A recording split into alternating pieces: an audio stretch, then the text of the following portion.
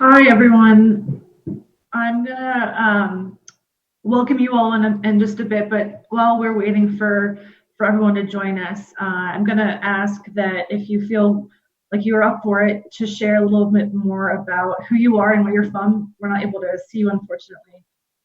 So I'm gonna post some questions for you to add to the chat if you want to, um, so that we can get to know who's joined us today.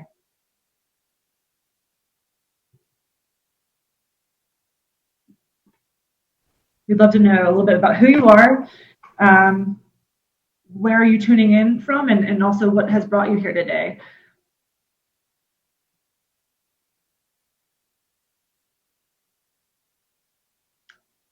Eric and Michael, are y'all able to hear me fine and see everything? All right.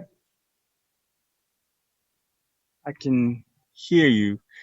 If you could take my phone off of mute, it ends in 9114. Just in case my internet goes out, I can still talk to you. Lauren, the chat, I think, is just to all panelists. I don't think it's to all panelists and attendees. Thank you. That's helpful. I thought I had done that. There we go. Let's try this again, everyone. Here are questions if you feel so inclined to share with us. Thanks, Eric.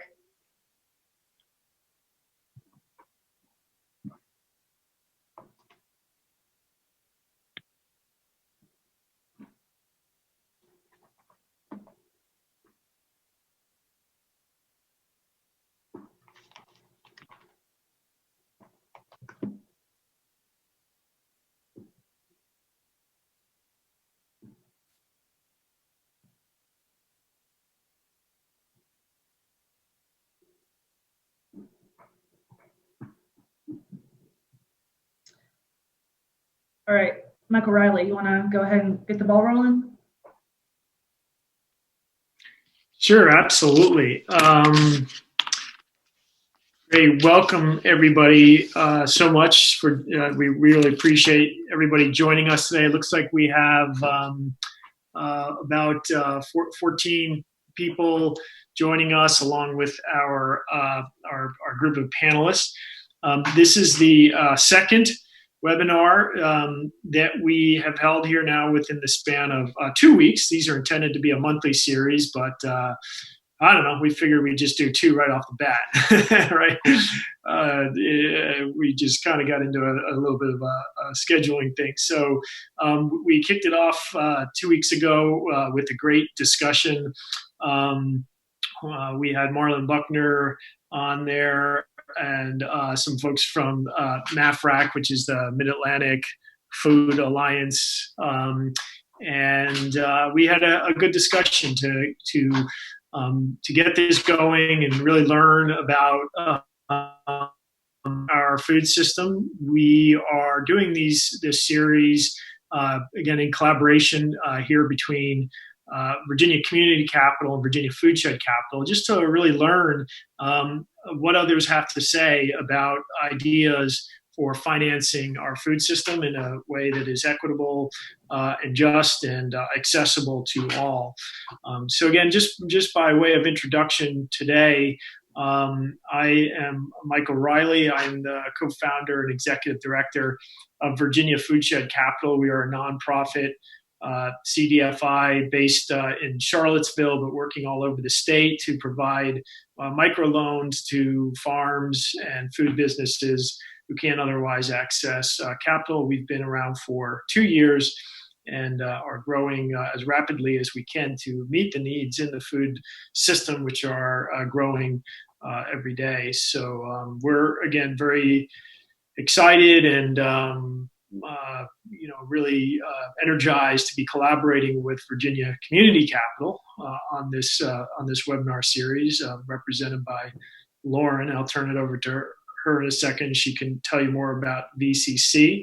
And perhaps, Lauren, then do you want to introduce our panelists? Do you want to go ahead and do that? And I'll turn it over to you, and you can introduce yourself, and then we can introduce our panelists.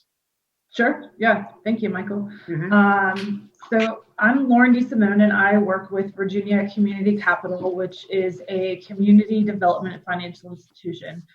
We have 5 areas of focus for our lending and technical assistance that we provide for communities across Virginia. And one of those 5 areas is food financing, in particular to support healthy food access. That program traditionally offers lending resources for financing projects within the food system, but also, and this is where I'm coming in from my department, it offers technical assistance resources, again, for projects that are food system players. In the last year or so, we have been working towards really understanding what the entire food system value chain could look like if it were more localized and more accessible and equitable for all of our community members in Virginia. And so that's really what prompted this webinar series for us to co-host with Virginia Foodshed Capital. And with that said, we do have a scheduled series through the end of this year. We have almost everybody for future webinar series confirmed. And I just wanted to let y'all know that it's a lot to try to tackle in even just an hour about food system financing and resources that are out there to support projects. And so it's really intended to be a series of conversations that hopefully can build to help all of us know a little bit more about resources that are out there, to have a chance to ask questions, to identify obstacles that inhibit our ability to get to that equitable food system, and just to have an opportunity to hold space for our thoughts and ideas.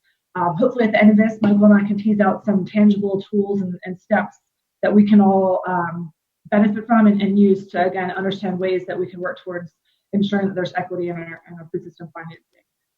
And so with that, every webinar conversation has guests that we've invited to come and speak to what they have done, what their work and experience is, and for us also to ask questions of. So today we have with us Michael Carter of Carter Family Farms, the Virginia State University Small Farmer Outreach Program, and Africulture, as well as then Eric Bendfeldt, who works with Virginia Tech's Center for Food Systems and Community Transformation by way of Virginia Cooperative Extension. So without further ado, unless anything, Michael, if I missed anything, I think that we could get started and invite Michael to roll with it. Yeah, just before we get started, just to let all the attendees know, if you have a question, feel free to put it in the Q&A. I will monitor that throughout this session. What we really try to do is, we don't want to break up the flow too much, but at the same time, if folks have questions, we want to get those addressed as promptly as possible. So go ahead and pop those questions in there as they come up, and we'll do our best to get to those. So, So Michael, if you want to go ahead and take it away here.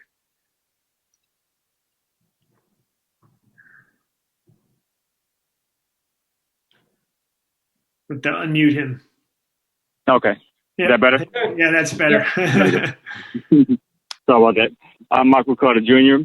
With Virginia State University Small Farm Outreach Program, also of Carter Farms and Africulture.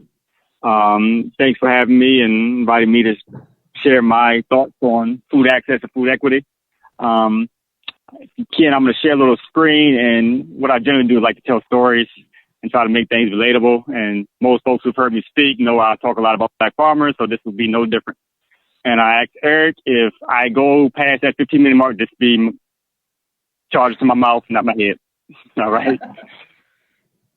So I'm going to go ahead and share the screen and just try to share this story the best way I know how.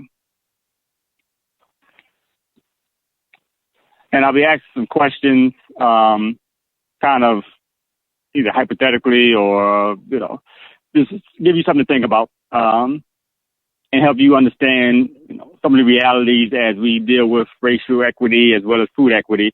Some of the things we have to consider, and I like to always provide a historical context to give some thought into that. So, and let me run my slideshow real quick, and we can begin.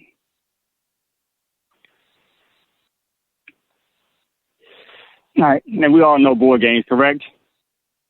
Nod your head if you do. I can see, yeah. So imagine a board game when your opponent gets 246 turns before you get a chance to go. How could you possibly win, or how would you even feel like playing that game? Or imagine if it was just 100 turns before you could go, or even 10 turns. Imagine just one turn. We understand Monopoly, and we play Monopoly. I play with my children all the time. And the opportunities that Monopoly provides is you can own land, but only if you can get past go. Only if you're not put in jail. Only if you don't land on free parking or the fourth space, I think it's tax.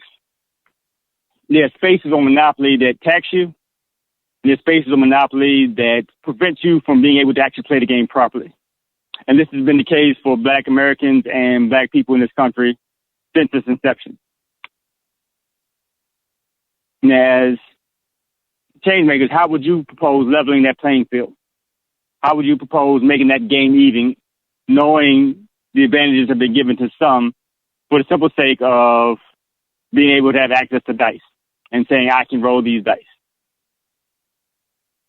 Because that's not always the advantage. And a lot of times I would like to put the question upon you.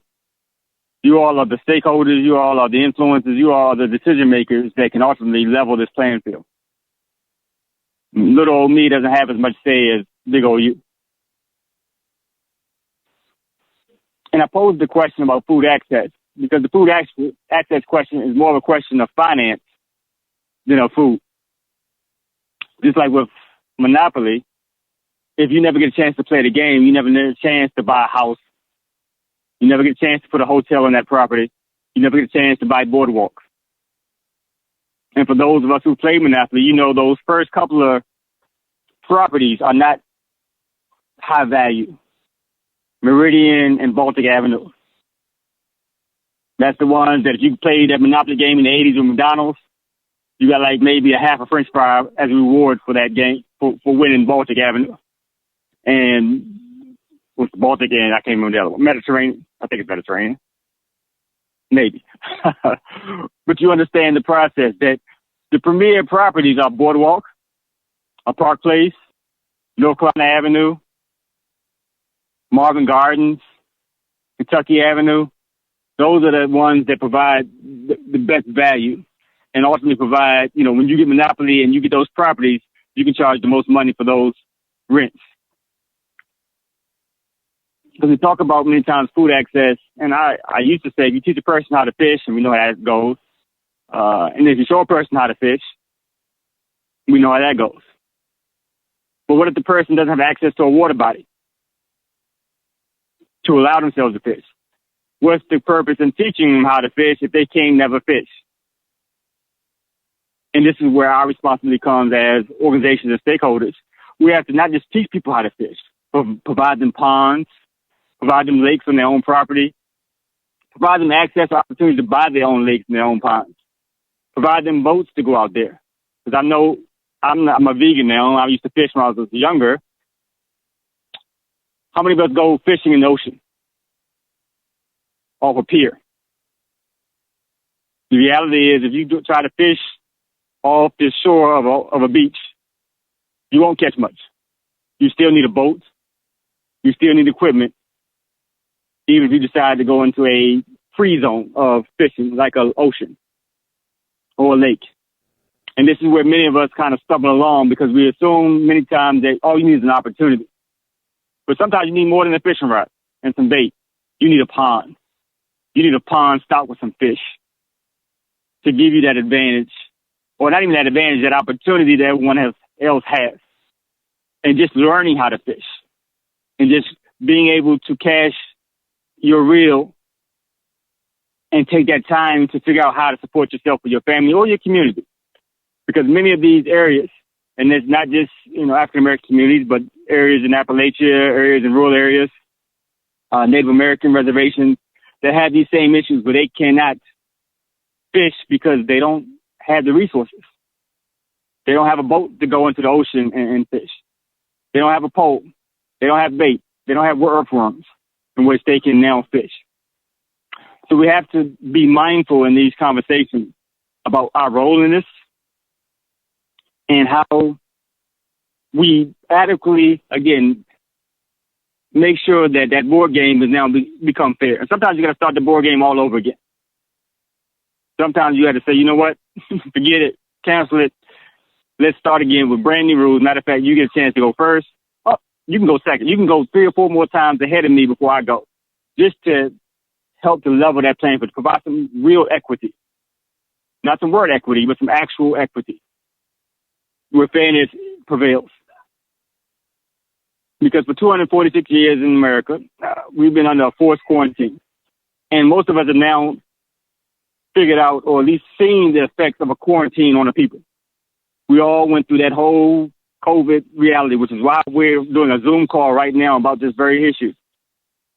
Because COVID brought to light the reality of Black Americans and a lot of times Native Americans in this country since the inception of this country. African Americans have been dealing with a pandemic for the last 246 years, or previously 246 years.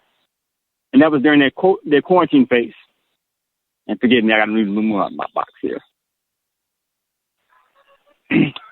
So a lot of us, whether we're free or enslaved, were under forced quarantine with 100% tax on our time, our labor, and our resources. And just like that Monopoly game, that sets you back quite a bit in terms of what you can do and what you can't do. And historically, we know about the Homestead Act and its opportunities that were given to others, and not necessarily African Americans and definitely not Native Americans, but given to European migrants and refugees who came over here for a better life, to be able to cast their burdens aside and build a better life for them and their family and their legacy. And then for approximately 100 to 125 years after that period, when we were quote unquote free after 1865, we moved into phase 1 of our quarantine restrictions. And in this phase, we were allowed to kind of maybe try to start a business, but then that COVID or that racism or that white supremacy or that discrimination pandemic would hit us, and we would return right back to our original quarantine measures. We found ourselves making 2 steps forward and 3 steps back in many cases. And there was a perpetual boycott of our businesses from the larger majority.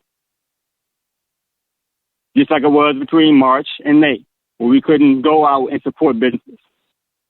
It was intentionally done where businesses were not supported.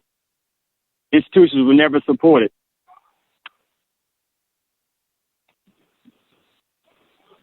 Now, given this scenario, I asked the question, what type of pandemic or COVID relief should individuals who have suffered through the American racial pandemic of 401 years receive? Because we saw the SBA, we saw USDA, we saw others coming to the aid of individuals. We had Amazon donate to Feed of America, $1 million. Oprah Winfrey donate $1 million here or there. All these portions of aid coming to assist these aggrieved peoples and communities. And yet we've had a people in the community who've been aggrieved for the last umpteen years, 401 years. And we're still waiting on the government to provide something that in most of our situations we find ourselves doing personally. During 9/11, how many 9/11 funds were started? To support the victims of 9/11, to support the workers of 9/11. How many, that took no government action, no government mandate. That was just in people's hearts. They saw a need and they assisted. And I'm sharing with you now, there is still a need to support Black farmers and Black communities, but specifically Black farmers, because they're the root of this food access reality. They can solve the problem by themselves. Small farmers can solve this problem by themselves if given support that larger farmers who don't grow vegetables, who don't grow produce that we eat on a regular basis have. So we have to look at providing subsidies and support for these base foundational pieces of our food chain.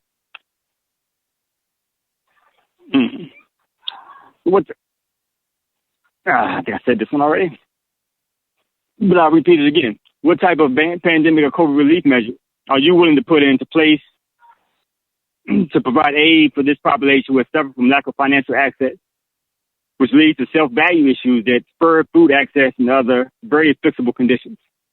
because food access is just about value. What do you really put your value on?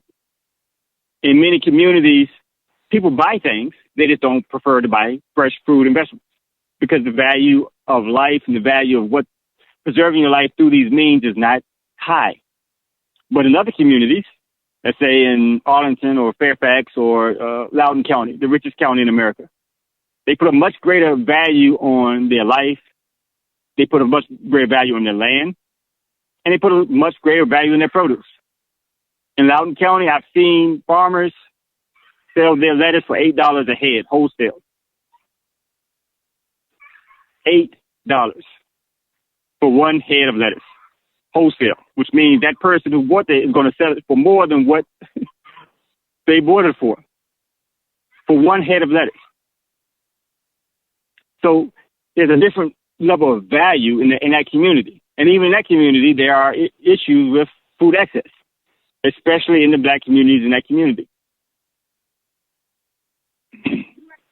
So part of the process has to be in fixing how we value ourselves, how we put a value on our food. In many countries that are not considered to be as developed as the United States, they spend 20 to 30% of their income on food. In this country, we spend about 5%, which lets us know what we really place our value on. We spend a lot more on our phones, on our laptop, on our internet and broadband services than we actually do on the food we eat. And that's a very telling scenario if there are food access issues. So again, I asked the question, do you have a Black farmer fund in place at your institution to support these things? If you don't, why not? Sorry, I typed this fast. It's supposed to be why not.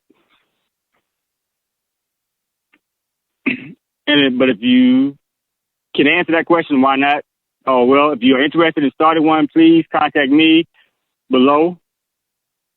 This is the first step, in my opinion, to be able to address these issues of food access, of food inequities, of really putting a value to the food that we grow and moving oceans and lakes and ponds and streams back into our community so we can learn how to fish and provide our community with the fish. Thank you.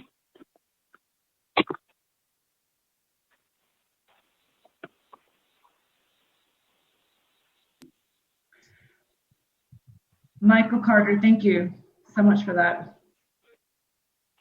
I have some questions, No but problem. I'm gonna hold off until a little later.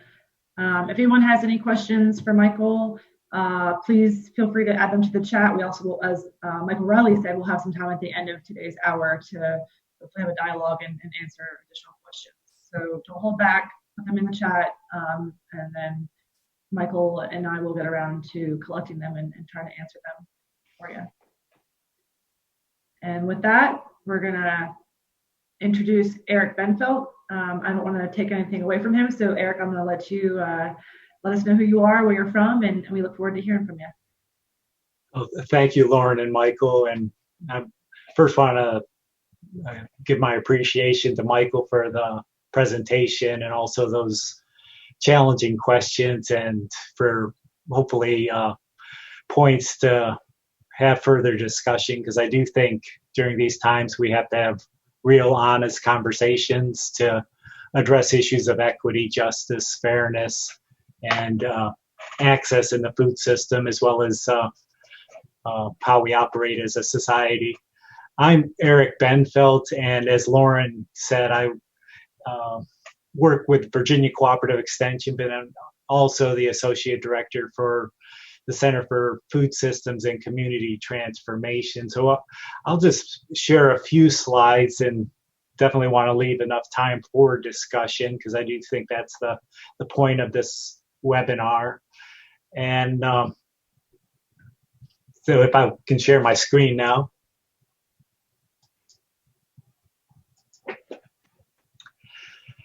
Yeah, the Center for Food Systems and Community Transformation, it's an outreach center of Virginia Tech, and the director of the center is Dr. Kim Nawalny, and it was actually formed a little bit, just about a year ago, and it was the result of ongoing discussion statewide forums and meeting with stakeholders across Virginia. And the idea of a center was actually identified as a need in a 2016 forum on community, local, and regional food systems.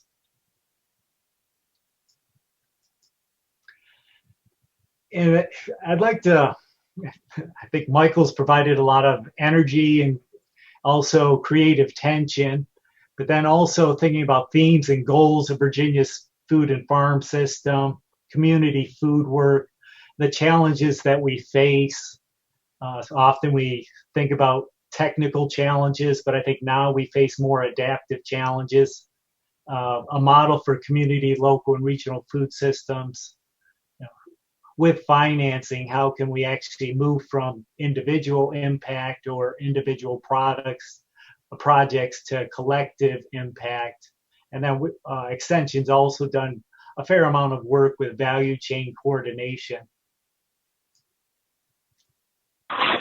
As I mentioned, the center was established last year and with specific aims to develop dynamic partnerships that can improve collaboration to address the complexity of food system issues with an emphasis on social equity and community sustainability. Authors like Michael Hamm and others also talk about wicked problems in the food systems, issues that are systemic and endemic that need to be addressed in a more collaborative way. Can we conduct community-based research to address these historical as well as emergent issues around access, viability, ecological sustainability, and equity? And then provide a learning environment where there can be equitable community and university teaching and learning together around food, farming, and community transformation. And if you would visit our website, the center's website, you can learn more about the different events and speakers that we have, the projects, the learning circles, and the center fellows. And I'll try to, we're really trying to engage people, and we also have fellows as part of the center. So try to show you some of the people involved. As I mentioned, Dr. Kim Nawalny, Joyce Latimer, Garland Mason, and others. But then we also have food system fellows, and a description of the fellows and what it means to be a center fellow, and the current fellows that are part of the Center for Food Systems and Community Transformation.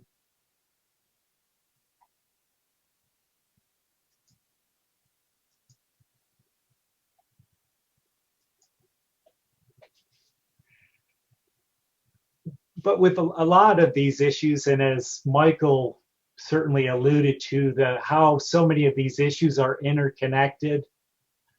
When you think about fairness and social justice, as well as farming systems viability and healthy food access, as well as environmental sustainability. And the center is really trying to work in community at the nexus of community food work. But within that, we're also trying to center the work on values as well as systems thinking. And there's often a point for creative energy and tension where the current reality of what we have doesn't line up with what we want.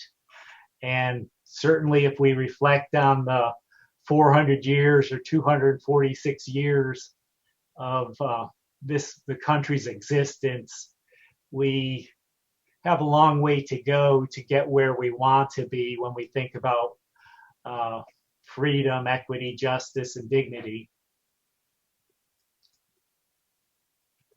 And this slide just shares some themes. The purpose of the food and farming system is to advance the health of individuals and the population, a community-focused food system should have a sense of identity, culture, purpose, and stewardship of resources. But when we think about a system, and I'm glad we're having this conversation, we also have to consider weightier issues of equity, justice, dignity, and power. That has really shaped the way the system functions.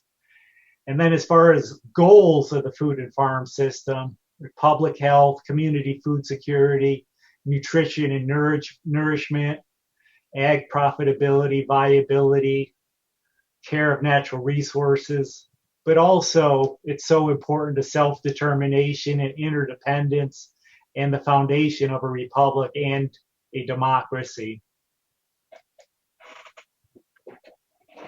I think when thinking about the food and farm system, I think often we look for technical solutions, but I think moving forward, we face many more adaptive challenges. The tenuous nature of agriculture, the advancing age of the farm population, market volatility. If you look at the dairy industry over the past 5 years, the political climate, both nationally and internationally, farm labor, the transition, climate change, weather variability, and then the global pandemic, and then the issues of equity, justice, and dignity, really having conversations and digging deep into some of these issues and trying to address them with leadership and particularly systems leadership in hard conversations. And the Center for Food Systems and Community Transformation, in thinking about values, we've tried to look at the food system from production all the way to consumption, as well as the disposal of food, or how food might be recovered or repurposed. And often people think about that as the food system value chain, and trying to think more systematically about that. But then if you, with this graphic, thinking about the outer dial, how do we work for healthy people, food security, sustainable resources, agricultural profitability? What type of communities do we want to see?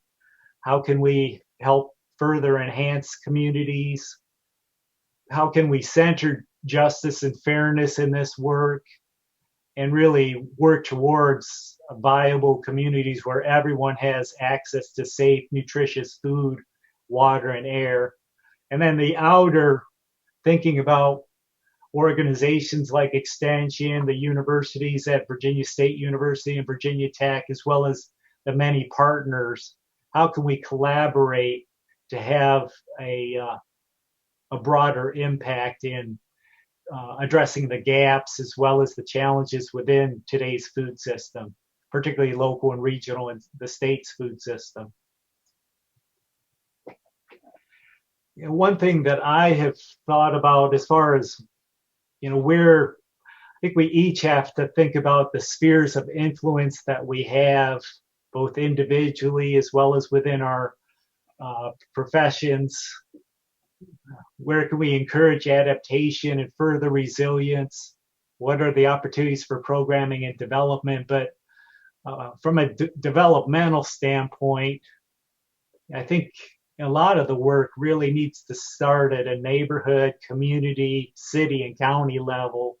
And I often think about using a nested or tiered approach as to what would a robust or resilient food system look like from neighborhood all the way up to the state level. And with the pandemic, we've seen, and hopefully we've learned something from the pandemic as this continues on, but there's a lot of vulnerabilities in the large, long supply chains.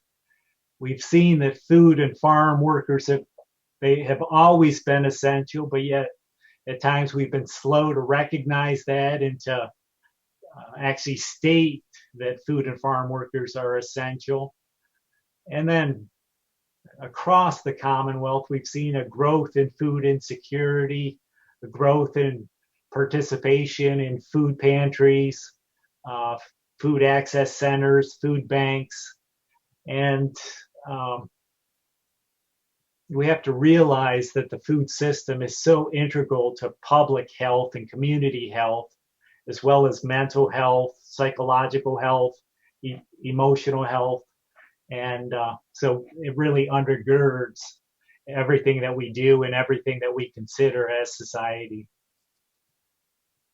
And I just share this slide is that with any type of financing initiative, moving from isolated or disordered financing where there's no coordination to trying to have more alignment, coordination so we could actually have collective impact. And I think that's really important. And being cognizant that even what funding is available has probably been disproportionately focused on areas where there's probably already adequate financing.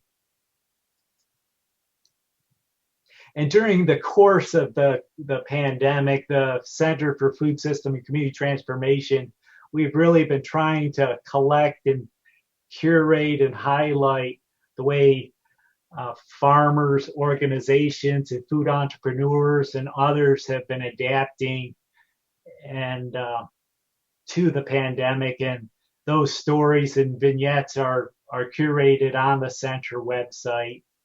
And that's real key, I think, moving forward to highlight how food and farm businesses are adapting and having to modify their practices, and also trying to address issues of access, equity, and justice. And the center also over the summer have been hosting a number of learning circles on the topic of racial justice in the food system, because I do think it's a journey for each of us individually as well as collectively, and talking about roots of whiteness, anti-blackness, structural racism. What stories do we believe? How do we create new possibilities? Understanding issues of sovereignty and self-determination, and creating a preferred future and a new vision and pattern for relating. And just a couple of last slides that I think extension personnel often play a role in value chain coordination. And I think, particularly in thinking about food financing, extension agents help with, production aspects, value-added processes, food safety, whether that's in food preparation or on the farm food safety, but then also can be a real connector to other centers and resources at the two universities, whether it's developing and testing a recipe for a value-added product, considerations for what is the best business structure for an enterprise, what is necessary as far as risk management, insurance, reliability, and also just asking questions about a business plan or the objectives of a food or farm business. So extension personnel can really be a key resource in the business development process. And one thing that we've been promoting is this Virginia Market Maker, which is a business-to-business portal, also a buy-sell forum, but then it also can be for farmers or food businesses that are wanting to do more food system research about gaps or the demographics. Virginia Market Maker is another resource where you can query to understand the demographics of a community or a region or a state. And this resource is from the National Sustainable Agriculture Coalition, and they outline the different farm bill programs and grants that are available. If you download or go to their website, there's about 7 to 8 pages of possible federal programs and grants that might be applicable to local and regional food system development. But I also think, and this I'll stop here, is that we also have to think about different models. What are the opportunities for alliances, cooperatives, different business models that for raising capital, whether it's working with credit unions, other local innovative ways for raising, and I think valuing the resources that are available within a community or local and regional level. 2 authors that I have followed through the years would be Michael Schumann and Elizabeth Wu, that have looked at some of these, in a sense, alternative models for raising capital that are much more community-centered, community-focused, not so much on trying to recruit businesses or financing from outside of the community, but really building on the resources that are available and really trying to enhance community capital as well as human capital. But again, I think, as Michael said, the food system as well as the market that we have has not been fair. It's not been equitable, and there's a lot of questions about justice and fairness. And I think it's important to acknowledge that the system that we have has not been equitable, and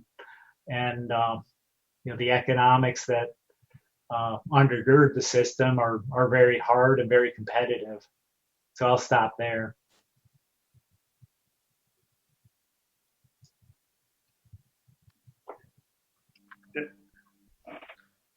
Lauren, did you have questions that you wanted to add? We don't have any questions in the Q&A. I had maybe, Lauren, if you had some questions, you can go ahead and pitch those to Eric and to Michael. I also have a question maybe I can throw out to the participants on the call, just to kind of get some to maybe sort of encourage some feedback from those others who are on the webinar. Sure. Yeah, I do have a few questions. I think, and before I go into the questions, I want to let you all know that based on everyone who had responded to who are you, where you're from, we have guests joining us from Northern Virginia all the way down to Southwest Virginia. We have farmers, we have community health advocates, and just general community advocates who are volunteer coordinators. We have food entrepreneur advocates, and we also have city and town leadership that have joined us. So that's a gist of who our audience is today. And with that, I'm going to focus on a question for both Michael and Eric to consider. It's a 2-part question. The first is, what does equitable financing mean from your perspective? What does that mean? If I'm a farmer, if I'm a community advocate, if I'm a city leader, what does that mean? And then the build-up, or the part 2 is, what does it mean for collective impact then? What do I have to consider? Who's at the table, who's not? All of the pieces that make up that collective impact, that financing for collective impact. So one, what is equitable financing? And then what does it mean to finance for collective impact?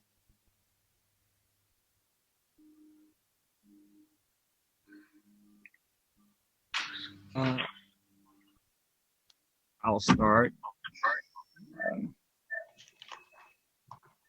Good question. Equitable. Give me the first question again. I'm sorry. I do that. I tend to add on too many questions. what does equitable financing mean? You know, if I'm a city leader, if I'm a farmer, if I'm an organizational leader, what does that mean to me? Michael, you mentioned, you know, maybe a first step is creating a Black farmer fund. Is that your version of equitable financing? I mean, how can I understand and digest where I have an opportunity to change my ways or my roles so that capital is accessible to more people? I think probably eliminating the credit score system as a means or measure to provide credit is a major one within the Black community, and I would say definitely the elder Black community. A lot of elders didn't believe in acquiring credit. They paid everything in cash. Now, as we move into today, if they go get a loan from said government agency or even a said bank, they'll be told they don't have any credit history.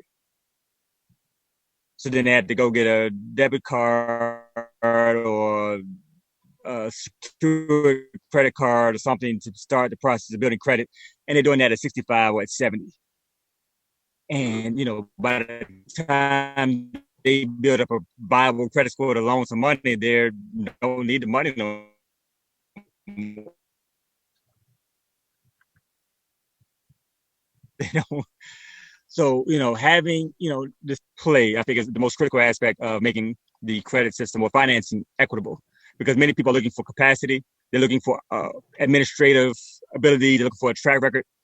You know, all those things are factors that we may not have. People may not have. And instead of just providing them with the opportunity, like a lot of farmers have, bigger farmers, they can go in with just their name and the fact their grandfather was a farmer, they're a farmer, it's assumed they're going to be a good farmer as well. And many times they can go in and get a loan for 6 figures with just their signature. No questions asked, no real perusal of their credit history. It's just, hey, you have a history of receiving this and doing this. And even if you had an issue with credit at some point, you'll get a chance to do it again. And we can see that very clearly with our own president, because he comes from wealth, he's constantly given money or opportunities.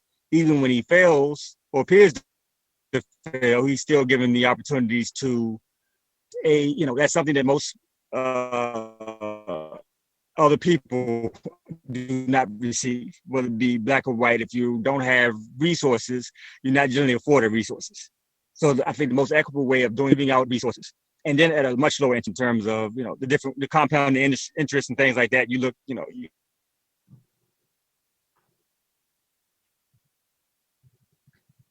for $10,000 car, you're paying $25,000. It's like, Michael, we're having a little bit of that, you know. Sorry, we're having a little bit of a hard time with maybe your connection or hearing you. I understand the capitalism aspect of it, but capitalism can be equitable to certain people.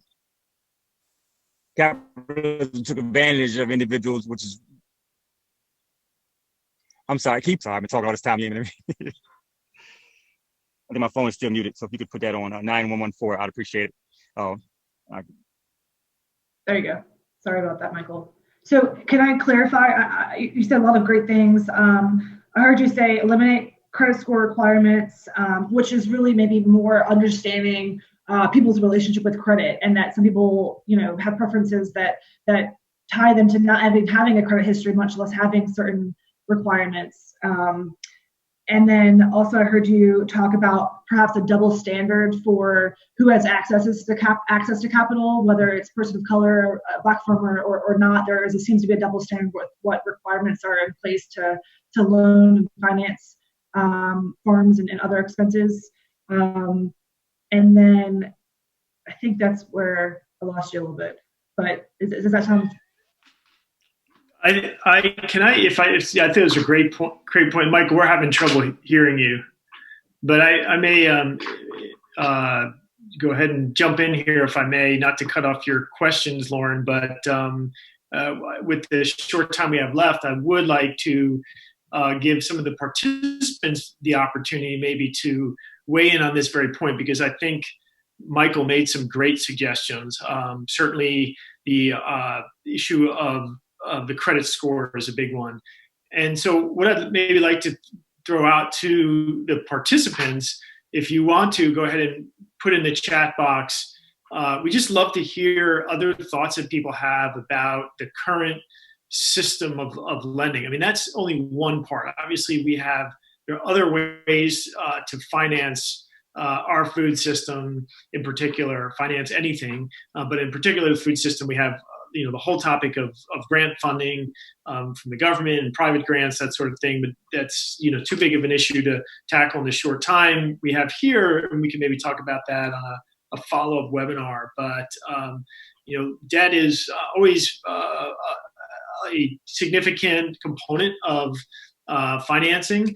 And I think we do, personally need to look at debt differently. And so I would just love to, I think on hopefully behalf of the other panelists, maybe hear from the participants and hear what others have about thoughts about the way, if you've had any experience with a lender in the past, what is it about that experience that you don't like and that you'd like to see changed? That makes sense? So, again, we just like to hear those thoughts, and you can type those in maybe as we're kind of finishing up with Lauren's questions, but we just would love to get that feedback, because again, this is really, I think, what we're trying to do here with this series is really get some concrete things to think about. And so again, the question is, if you've had any experience with lending in the past, what is it about that experience that you'd like to change? So go ahead and pop some thoughts into the chat, if you will, and then I guess I sort of cut off the question. Eric, I don't know if you had any thoughts in response to Lauren's question. I think just today in today's environment, I think when I think about equity or equitable financing, I really think probably whether it's a bank or credit union or the CDFI, that you probably have to go over and above in reaching out and just acknowledging probably some of the biases that have been part of the history of lending and financing, and understanding some of the history that's preceded the current financing system. I do think sometimes in all of our professions we become habituated to the way that we work and operate, and I think sometimes we need new eyes, new lenses to see where we're blind and where we have biases. So I do think that's an important component to it.